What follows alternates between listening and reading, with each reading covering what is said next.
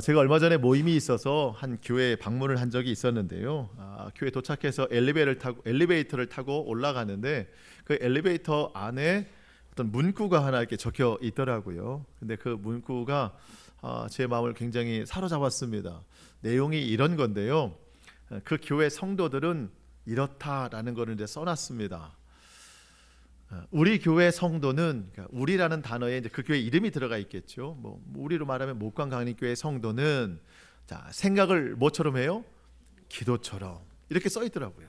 생각을 기도처럼, 언행을 말씀처럼, 생활을 예배처럼, 이웃을 주님처럼, 사건을 섭리처럼 바라봅니다. 이 내용이 딱 써 있었어요. 너무 좋은 거예요. 여러분, 생각도 막 하는 게 아니에요. 기도처럼 하나님 앞에 기도 올려드리는 대로 생각을 하는 거죠.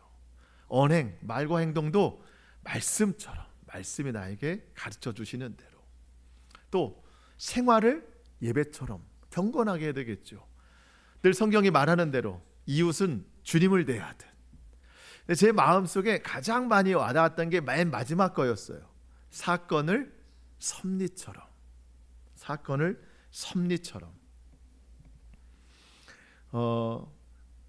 여러분, 우리에게 일어난 뭐 좋은 일이든 좋지 않은 일이든 하나님의 뜻이 있다고 믿는 거죠.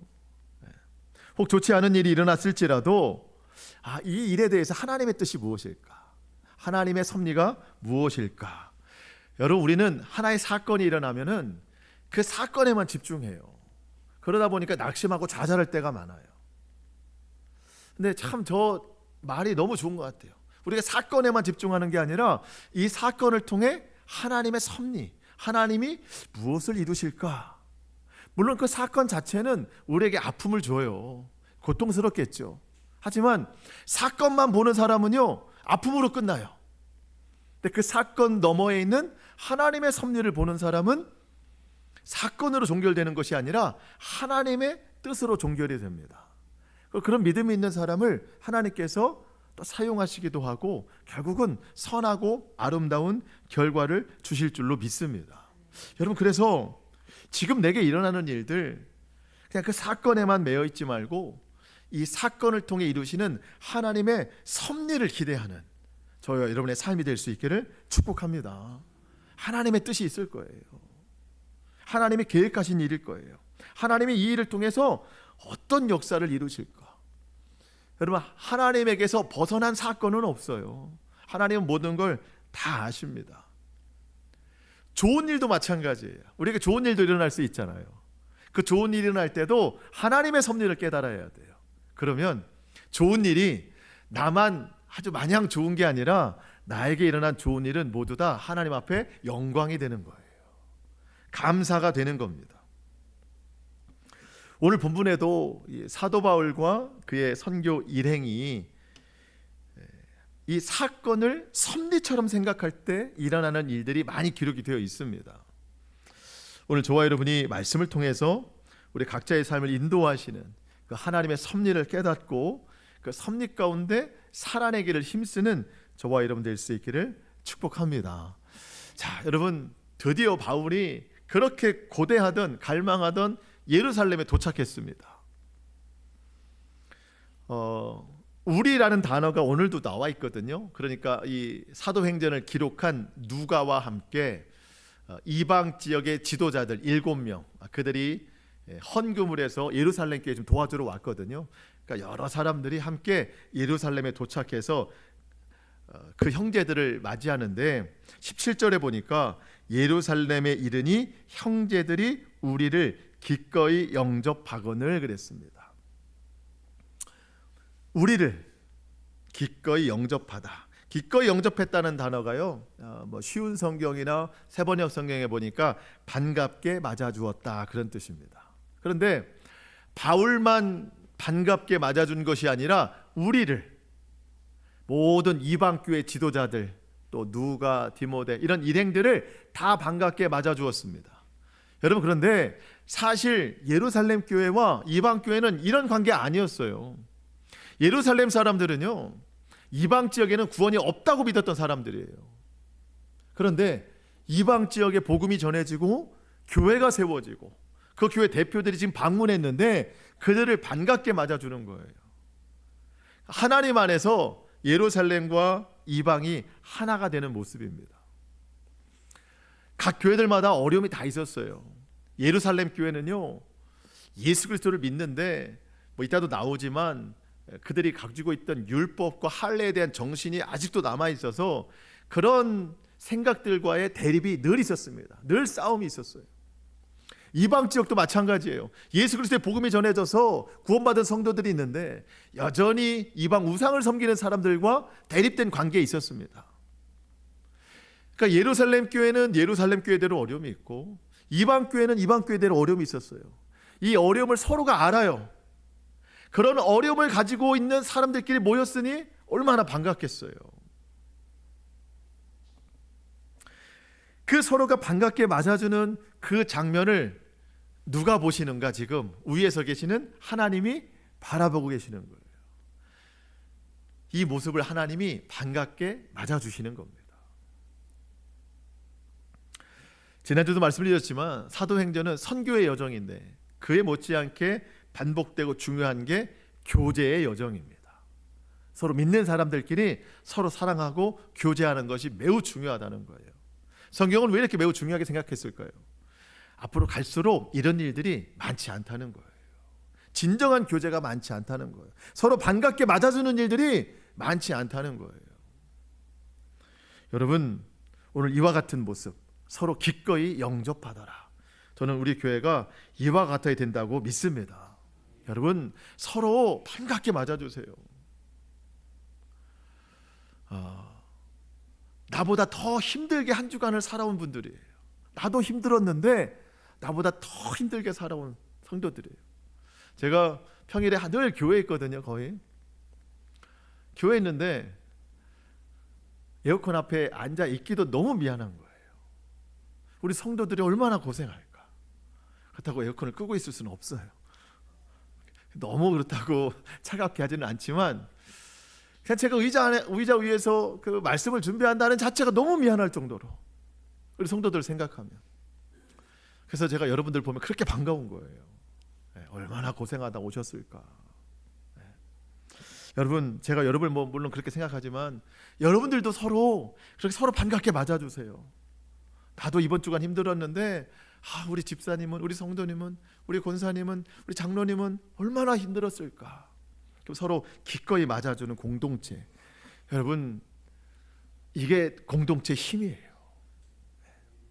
우리가 하나님을 믿지만 그 믿음을 통해서 우리 서로가 교제하는 능력, 이게 또 하나의 하나님이 주시는 우리 가운데 능력이라는 겁니다. 교회가 그래야 돼요. 이렇게 서로 반가운 인사를 마친 바울과 일행은 이제 예루살렘에 방문한 공식적인 일들을 시작해 나가는데요. 여러분 18절을 보시면 이튿날 바울이 우리와 함께 누구에게로 들어갔어요? 야고보에게로 들어갔습니다. 들어가서 갔더니 야고보와 함께 장로들도 있더라. 19절 바울이 무난하고 하나님이 자기의 사역으로 말미암아 이방 가운데에서 하신 일을 낱낱이 말하니 20절 상반절 그들이 듣고 하나님께 영광을 돌리고. 자, 먼저 18절에 야고보. 이 야고보는요 세베대의 두 아들 중 하나인 야고보가 아닙니다. 그는 사도였어요. 근데 그 사도는 앞서 12장에서 헤롯에게 순교를 당했습니다. 그럼 여기 나오는 야고보는 누구냐? 예루살렘을 지금 대표하는 책임자거든요. 이 야고보는 예수님의 동생이에요. 예수님의 동생 야고보입니다. 근데 여러분, 예수님의 형제는요, 예수님이 살아계실 때는 예수님을 안 믿었어요. 예수님을 반대했던 사람들입니다. 예수님이 어디 가서 하나님 말씀 전하면은요, 막 빨리 집에 가자고, 또 여기서 무슨 짓 하냐고, 막 그렇게 예수님을 반대하던 사람들이었어요.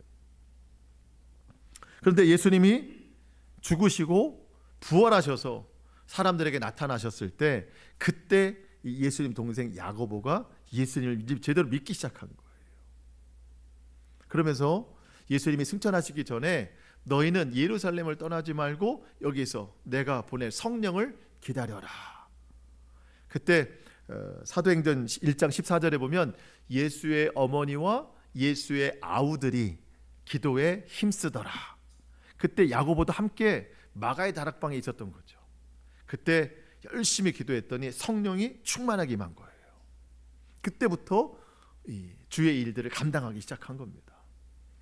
근데 지금 왜 그 야고보가 예루살렘 교회 대표자로 있는가?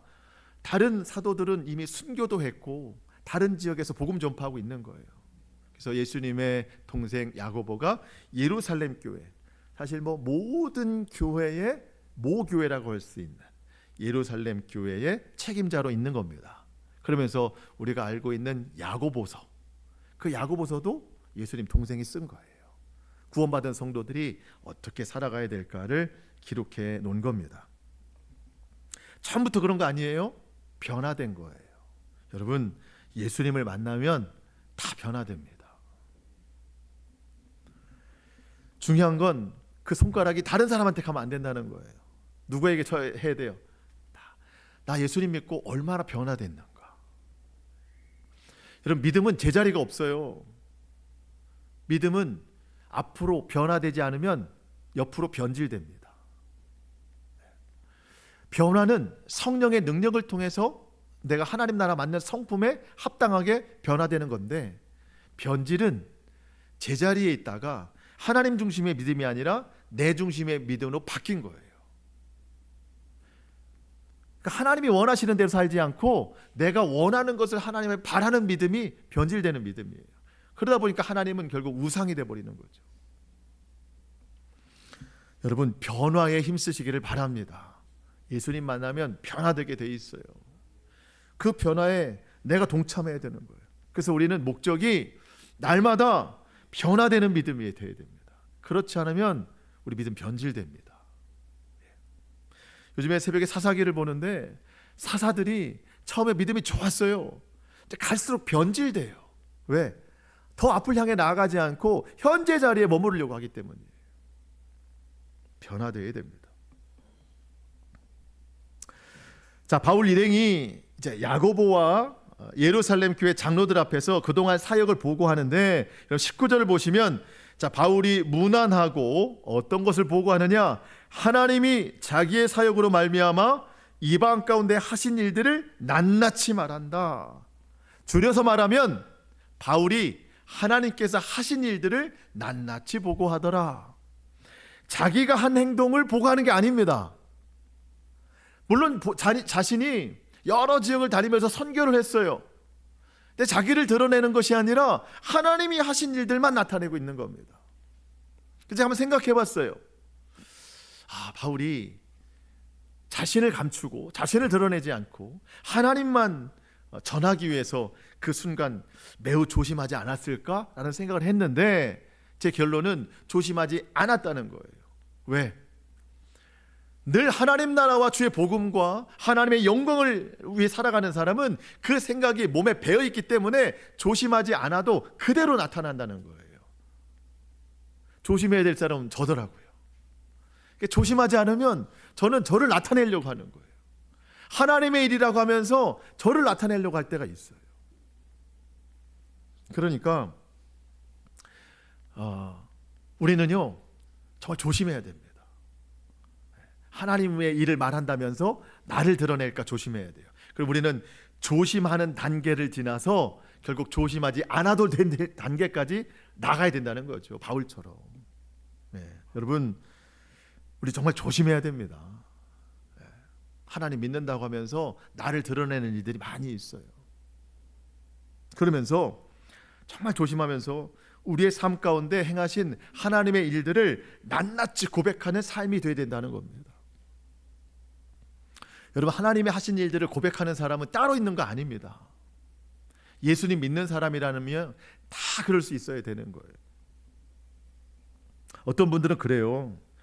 저는 그렇게 말할 것도 없어요. 이게 대단한 일이 있었던 것도 아니고 저는 그렇게 낱낱이 고백할 게 없어요. 그런 분들이 계신데요. 그분들의 생각은 뭐냐면 일단 교통사고가 크게 나야 돼요. 일단 무슨 큰일이 나야 돼. 일단 사업이 완전히 망해야 돼. 일단 죽을 병에 걸려야 돼요. 그때부터 스토리가 시작된다고 생각해요. 그랬는데 하나님이 이렇게 해주셔서 내가 정말 살아났습니다. 하나님 이렇게 해주셔서 제가 이렇게 잘 됐습니다. 그런 스토리를 원하시는 거잖아요. 그럼 오늘 기도하세요. 하나님, 예배 끝나고 집에 가다가 교통사고를 크게 당하게 해주세요. 정말 낱낱이 고백하고 싶으면, 그런 생각을 가지고 한다면 그렇게 한번 해보세요. 네. 하나님, 우리 집이 쫄딱 망하게 해주세요. 그래서 다시 일어나게 해주세요. 여러분, 이런 거 아니잖아요. 여러분, 이런 거 아닙니다. 여러분, 한번 잘 생각해 보세요.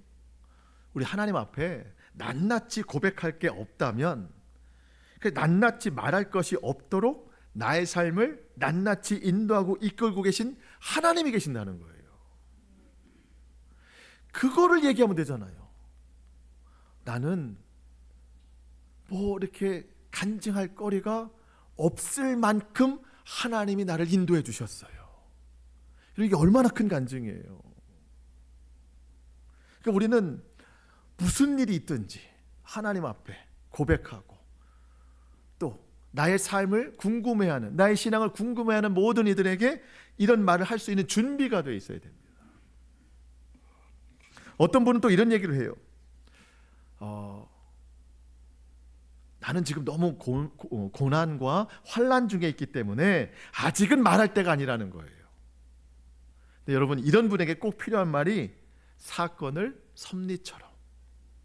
지금 나에게 사건이 벌어졌지만 이걸 끝내야 간증하는 게 아니에요. 여러분, 이게 간증의 잘못된 예예요. 간증 프로그램 나오는 분들은요, 아까 제가 말씀드린 대로 뭔가 어려운 일이 있었는데 하나님이 결국 해내셨다.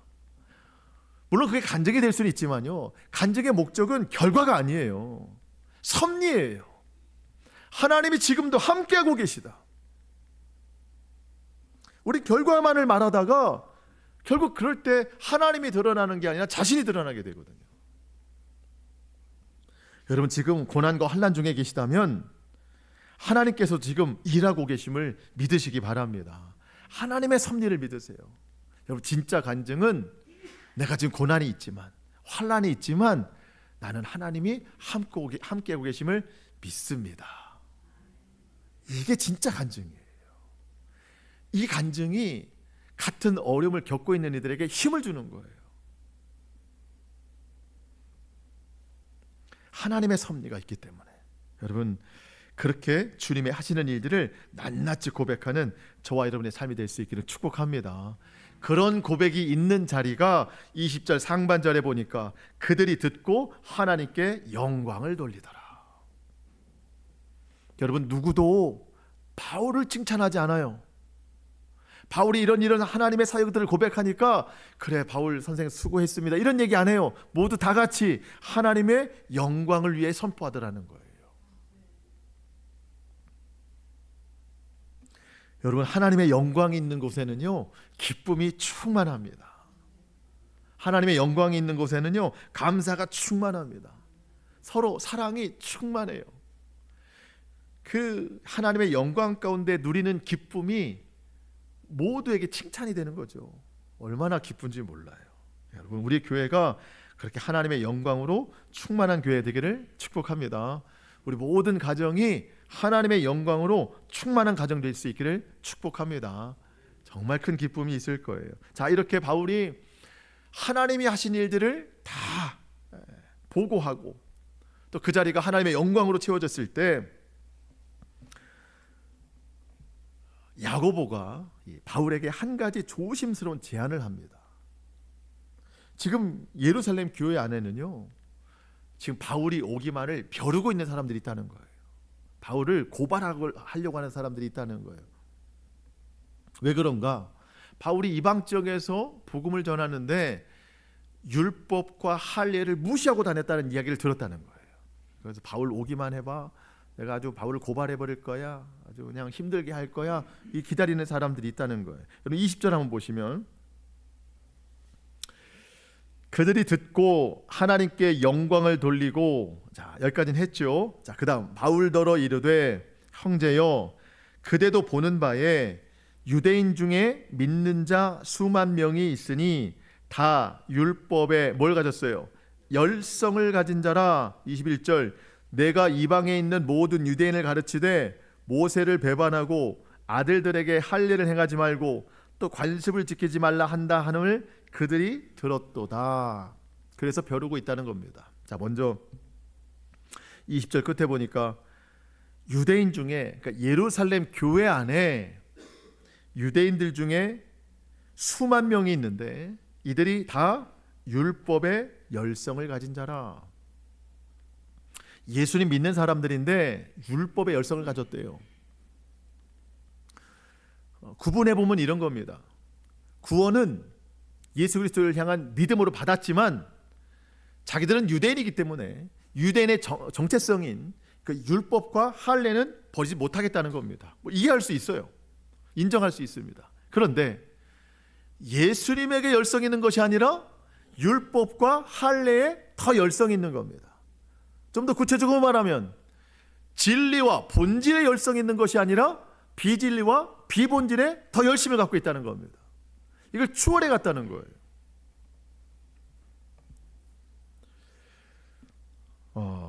그러니까 지금 바울이 오면은 바울을 고발하겠다 벼르고 있는 겁니다. 왜? 비본질, 비진리를 갖고 있는 사람은요, 진리에 앞장서고 있는 사람을 못마땅해 여깁니다. 그걸 고발한다는 거예요. 여러분, 우리 무엇에 열성을 내고 있는가를 잘 분별해야 됩니다. 예루살렘 교회 안에 수만 명이 있는데 그들이 다 율법의 열성을 가진 자더라. 그 당시에 예루살렘에 있는 인구를 비례해서 볼 때 수만 명이 예수를 믿는 것과 그들이 율법의 열성을 가졌다고 하는 것은요, 굉장히 많은 부분이에요. 자, 오늘날로 적용해 볼까요? 오늘날 기독교 인구가 많이 줄었어요. 그래도 우리나라 인구 중에 기독교 인구가 상당히 많습니다. 많은 비율이 있는데 성경이 말하는 게 뭐예요? 우리나라 성도들 중에 본질과 진리의 열성을 가지고 있는 것이 아니라 비본질과 비진리의 열성을 품고 있는 사람이 너무 많다는 거예요. 여러분, 우리에게 진리는 뭐예요? 예수 그리스도. 본질은 뭐예요? 예배, 말씀, 기도, 순종의 생활이거든요. 근데 이건 다 내려놓고 비본질을 교회 안에서 다른 활동, 다른 모임, 다른 즐거움을 더 추구한다는 거예요. 물론 이해할 수는 있어요. 하지만 진리와 본질을 추월하는 비진리, 비본질은 있을 수 없어요. 그래서 어떤 분들은요, 예배 시간을 하나의 형식으로 넘어가요. 예배를 드려야 그 이후에 모임을 할 수 있으니까. 말씀 시간도 마찬가지예요. 말씀 시간을 잘 견뎌내야 교회 안에서 다른 사람 만날 수 있으니까. 이게 너무 잘못된 거잖아요. 한국 교회가 많이 이렇게 됐어요.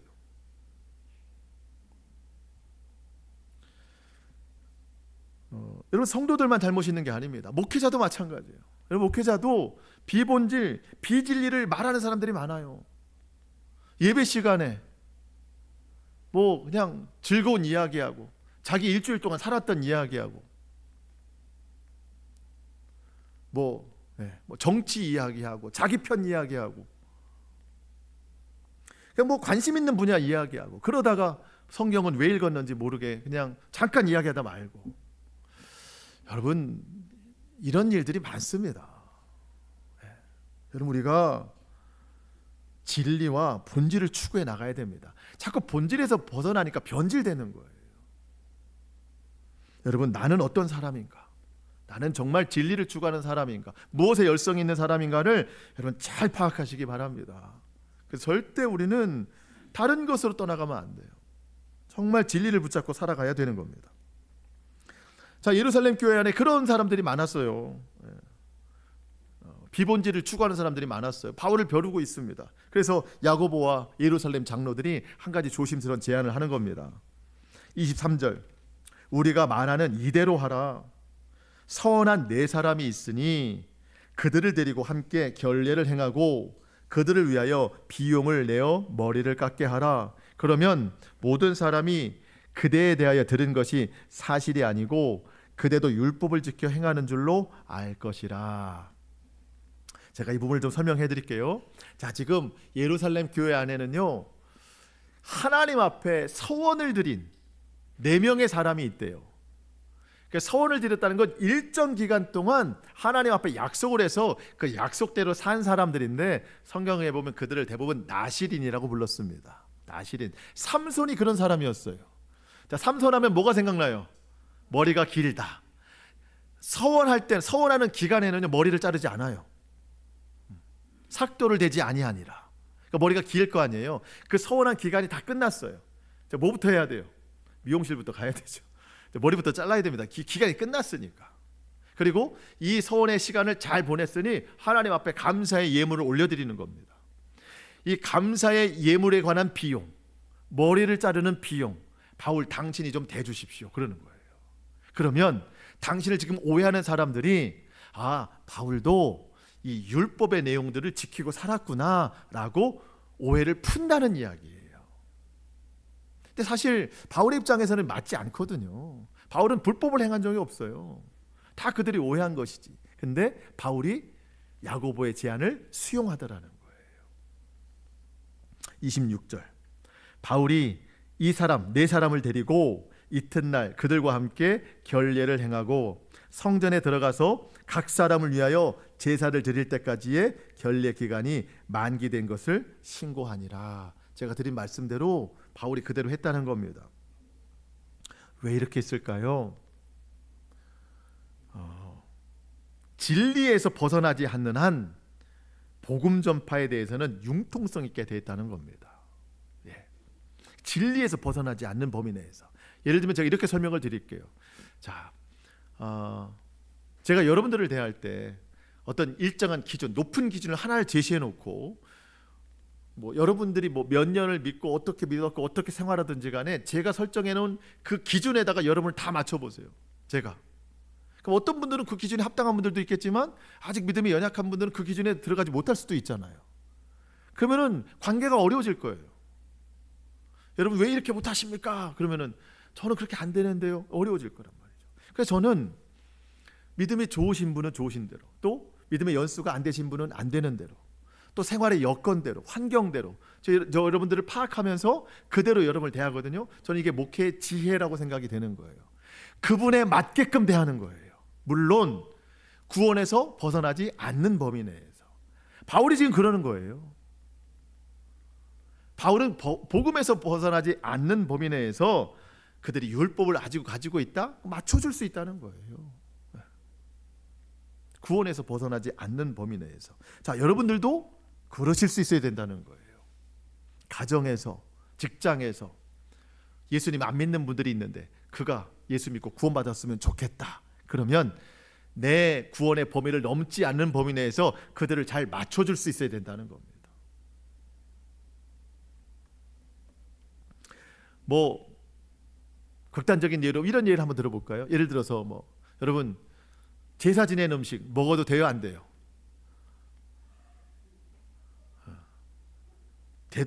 되기도 되고 안 되기도 안 돼요.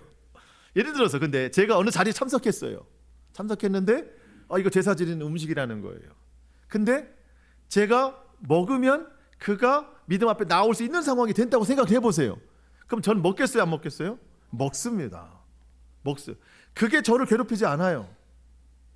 그가 구원받을 수 있는 게 나올 수 있다면 먹어도 된다는 얘기예요. 하지만 일부러 찾아 먹진 않아요.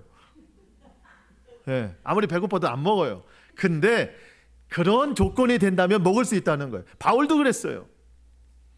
제사 지내고 나온 고기들 자기의 신앙상으로는 안 먹지만 믿음이 연약한 자 혹은 누가 그걸 보고 실족한다면 자기는 먹을 수도 있고 안 먹을 수도 있습니다.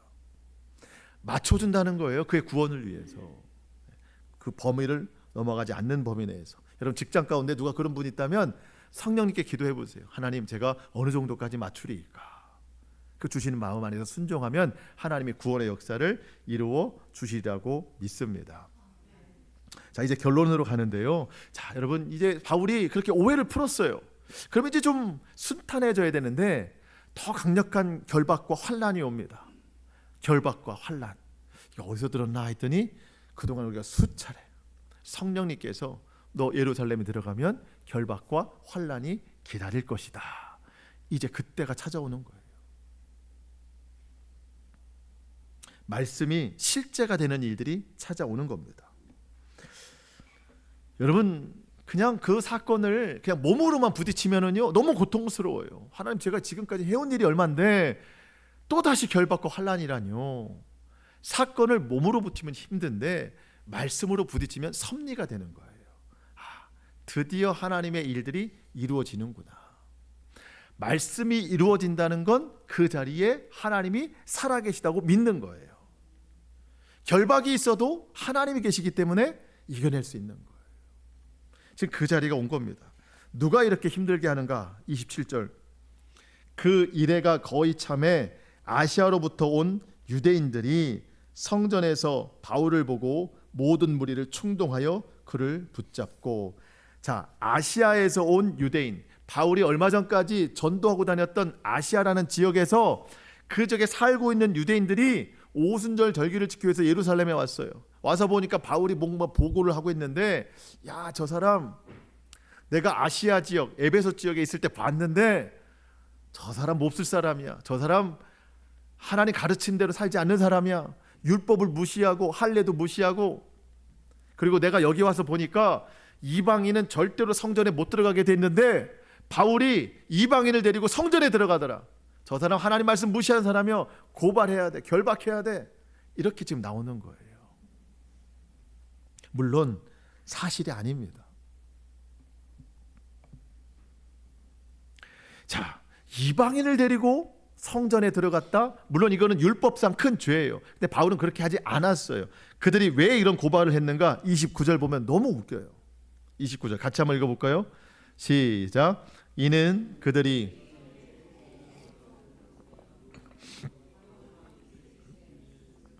바울이 그를 성전으로 데리고 간 줄로 생각함이러라. 자, 이런 겁니다.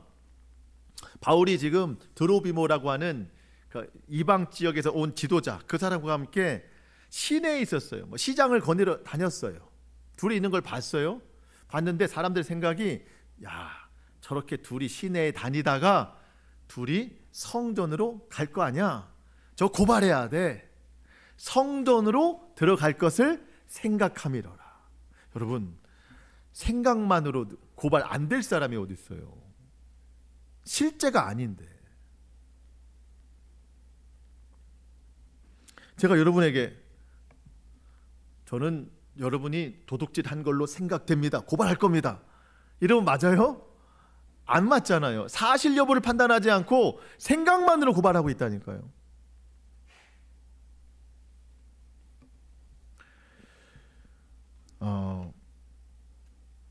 여러분, 이게 얼마나 악한 일인가 몰라요. 마귀에게 붙잡힌 생각입니다. 마귀에게 붙잡힌 생각. 여러분, 우리도 이런 실수, 이런 잘못할 때가 너무 많아요. 내가 누군가에 대해서 생각을 하고 있는데 그 사람에 대해서 내 마음속에 이미 정리가 다 끝났어요. 저 사람은 저런 사람이야 해놓고 뭔가 비슷한 모습만 봐도 생각으로 고발해요. 자기 자신에게 정죄를 시켜요. 저 사람 나쁜 사람이야. 또 다른 사람에게 입술로 험담하면서 고발해요. 저거 봤지? 저 사람 저런다니까. 근데 그게 사실 여부가 확인이 안 된 거예요. 자기 생각만으로 험담하는 거예요. 여러분, 성령의 사람은 그렇게 안 합니다. 우리 입술을 조심해야 돼요. 생각을 조심해야 돼요. 함부로 정죄하고 함부로 판단하고 함부로 험담해서는 안 됩니다. 이게 마귀에게 붙잡힌 생각이라는 거예요. 그래서 여러분, 내 생각이 뭔가 또 습관처럼 떠오르면 이 생각이 어떤가를 성령님께 물어봐야 돼요. 성령님, 이게 제가 제대로 된 생각입니까? 잘못된 생각입니까? 성령님의 생각을 말씀해 주세요. 그래서 자꾸 분별해 가야 됩니다. 이게 변화예요. 이런 변화가 없으면 변질된다고요.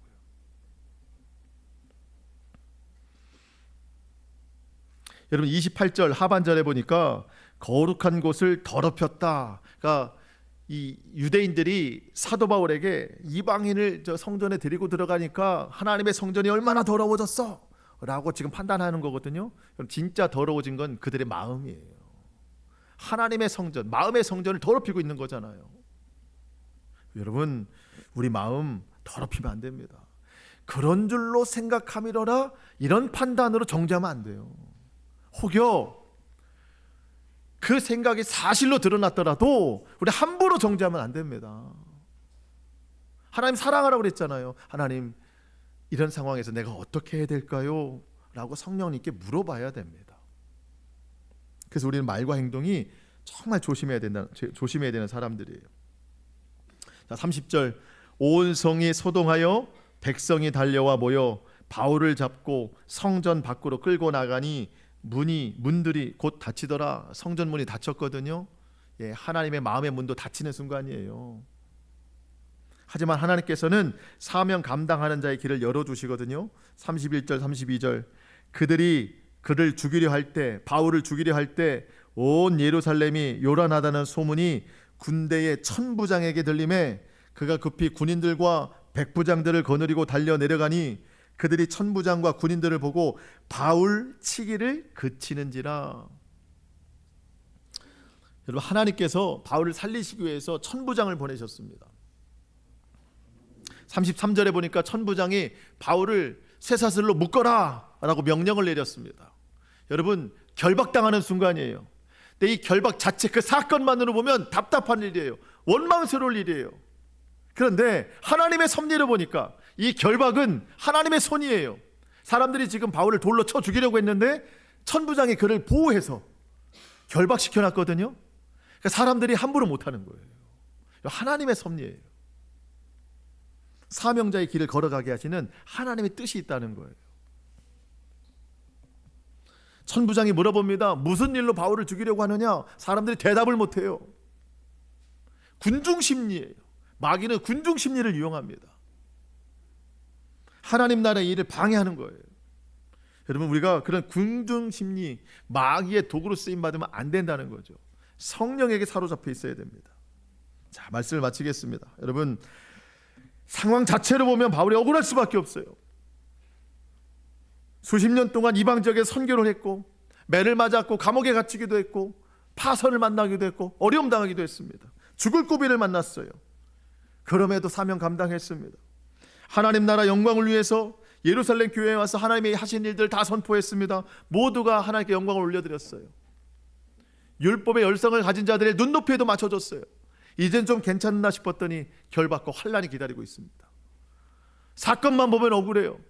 그런데 바울은 섭리를 봤어요. 하나님이 나를 인도하고 계시는구나. 여러분, 오늘 결박과 환난의 삶이 여러분 가운데 있을지라도 그 사건에 집중하지 말고 하나님의 섭리를 따라 살아가시기를 축복합니다. 하나님이 살리실 거예요. 하나님이 역사하실 거예요. 지금도 하나님은 그 일을 이루고 계시는 줄 믿습니다. 그 하나님의 섭리 가운데 순종하며 살아가는 저와 여러분의 삶이 될 수 있기를 주님의 이름으로 축복합니다. 아멘. 우리 기도하겠습니다.